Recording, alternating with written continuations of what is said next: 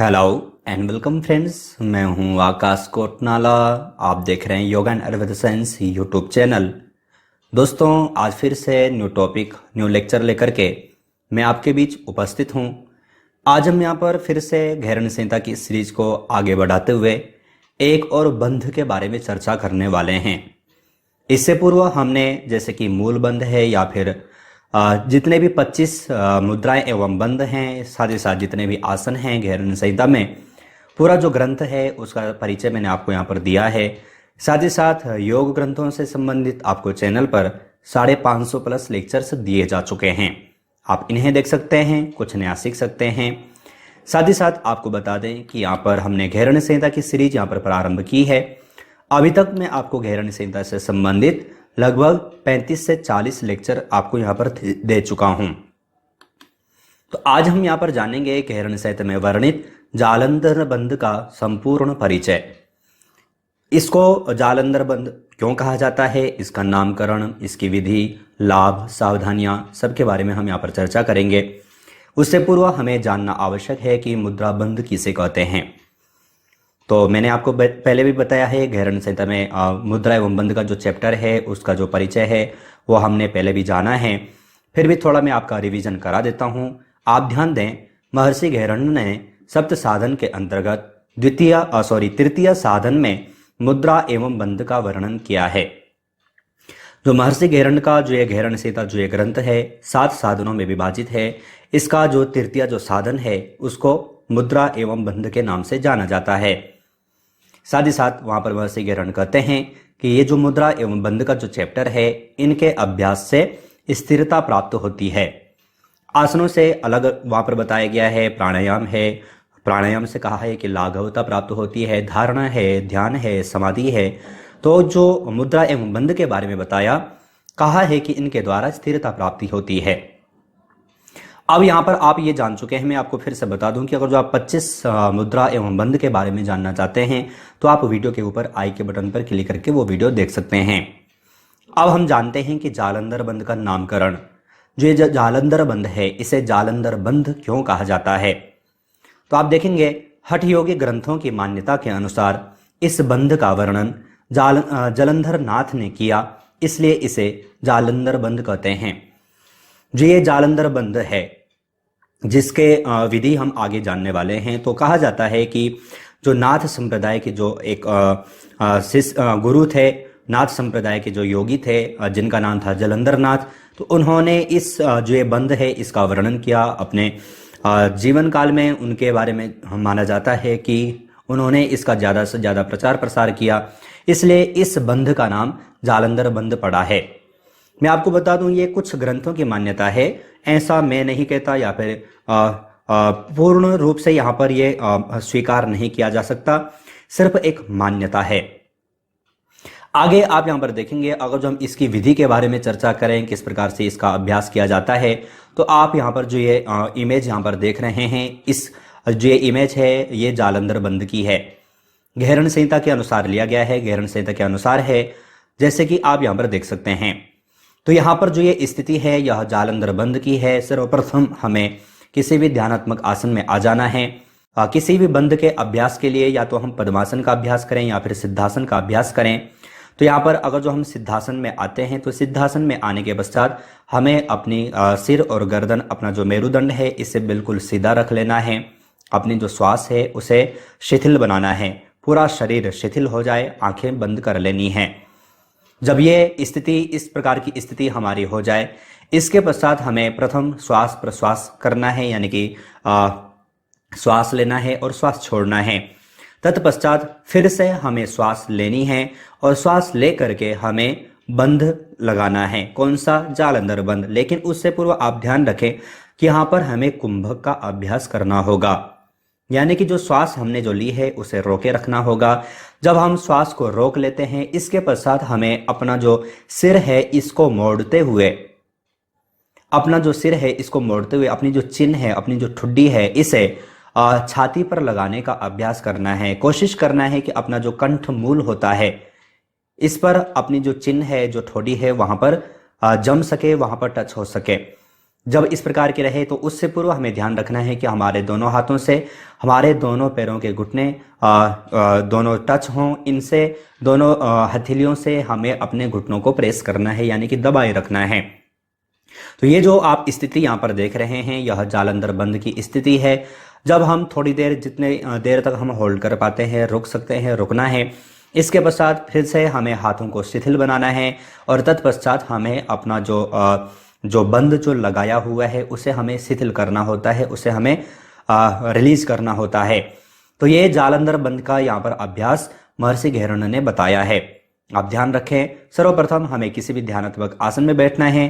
तत्पश्चात हमें दोनों पैरों के घुटनों को प्रेस करना है, दबाना है, श्वास लेना है और उसके पश्चात हमें कुंभक का अभ्यास करते हुए जो अपनी जो चिन्ह है, अपनी जो ठुड्डी है, इसे जो हमारा जो विशुद्धि चक्र का जो क्षेत्र होता है वहां पर टच करने का होता है, यानी कि जो हमारा जो कंठकूप है वहां पर टच करना होता है।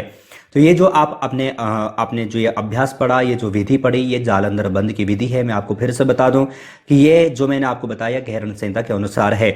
अगर जो आप स्टूडेंट हैं, अगर जो आप एग्जाम के लिए ये लेक्चर देख रहे हैं तो भी आप ध्यानपूर्वक देखें, और अगर जो आप नियमित अभ्यास के लिए ये लेक्चर देख रहे हैं तो भी आप ध्यानपूर्वक देखें। तो ये विधि यहाँ पर घेरन संहिता के अनुसार बताई गई है। अगर जो कोई भी व्यक्ति, कोई भी साधक अगर जो इस बंध का अभ्यास करता है तो क्या क्या लाभ प्राप्त होते हैं, तो आप यहाँ पर लाभ यहाँ पर देखेंगे। जालंधर बंध के अभ्यास से थायराइड ग्रंथि के कार्य संतुलित होते हैं। अब यहाँ पर आप देखेंगे कि जैसे कि हम पूरा जो भार है वो विशुद्धि चक्र पर पड़ रहा है, थायराइड ग्रंथि पर पड़ रहा है। तो इसके जो कार्य हैं, जैसे कि जो हमारी जो शारीरिक जो वृद्धि है, हमारे जो शरीर का जो संगठन है वो इसी ग्रंथि के माध्यम से होता है। इसी के संतुलित अगर जो है तो ठीक होता है, अगर जो ये असंतुलित है तो उसी प्रकार से शरीर में बौनापन है या फिर अन्य जो विकार होते हैं, शरीर का संगठन पूर्ण रूप से नहीं हो पाता। तो उसके लिए कहा जाता है कि जालंधर बंध का जो ये अभ्यास है ये थायराइड ग्रंथि से संबंधित जितनी भी समस्याएं हैं उनको ये दूर करता है। साथ ही साथ आप देखेंगे कुंडलिनी योग के लिए अधिक लाभकारी है।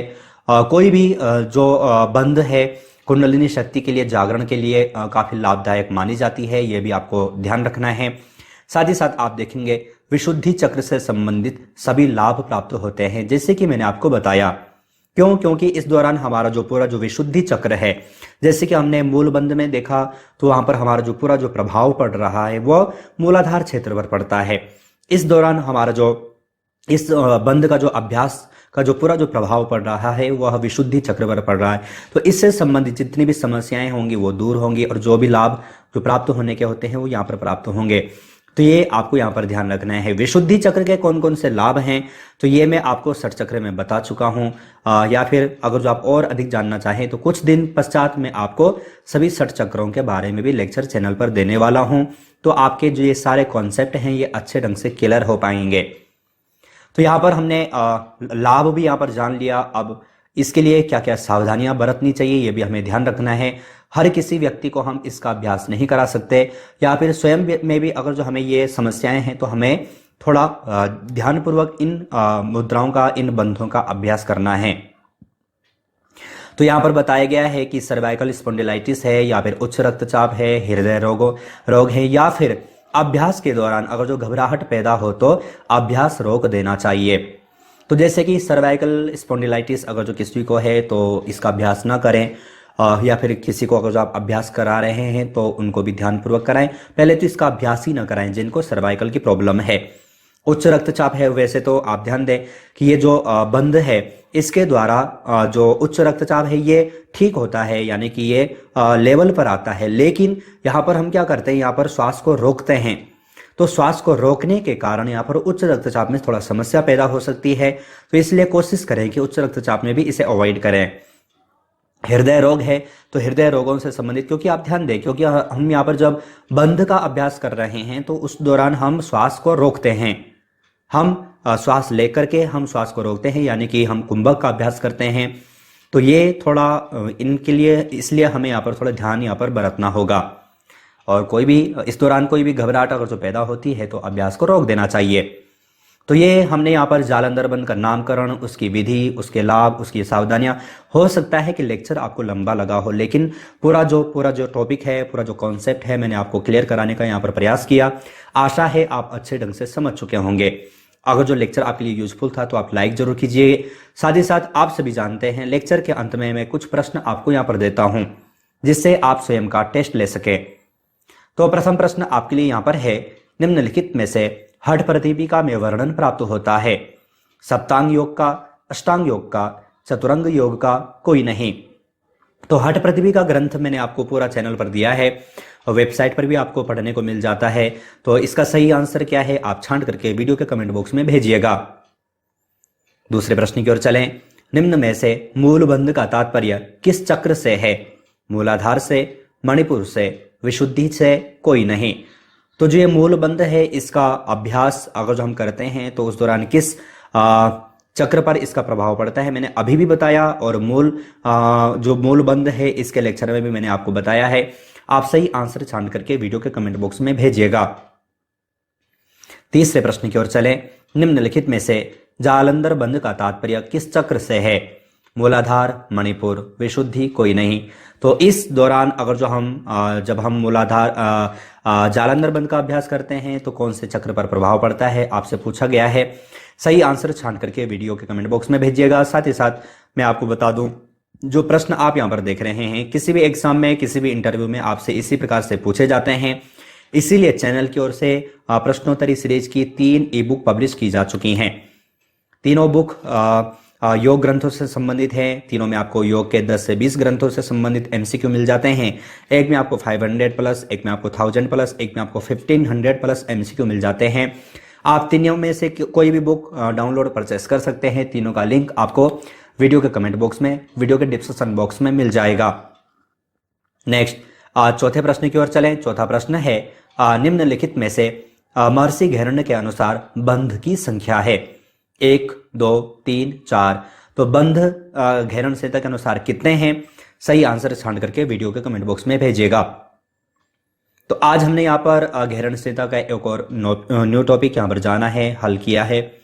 साथ ही साथ आप सभी को बता दें, अगर जो आप चैनल से और अधिक जुड़ना चाहते हैं तो आप जैसे ही चैनल पर ज्वाइन बटन पर क्लिक करेंगे तो आप चैनल पर जैसे ही ज्वाइन बटन पर क्लिक करते हैं तो आपके समक्ष यहाँ पर चैनल की ओर से 3 प्लान नजर आ जाएंगे। आप कोई भी प्लान ले सकते हैं, चैनल से और अधिक जुड़ सकते हैं। कोई भी लेक्चर आप चैनल पर महीने भर पहले देख सकते हैं। तो आज हमने यहाँ पर घेरण संहिता में वर्णित जालंधर बंध के बारे में चर्चा की। इसी प्रकार से न्यू टॉपिक के साथ, न्यू लेक्चर के साथ आप सभी से फिर से मुलाकात होगी। लेकिन तब तक आप अपना और अपनी फैमिली का बहुत ख्याल रखिएगा। बाय।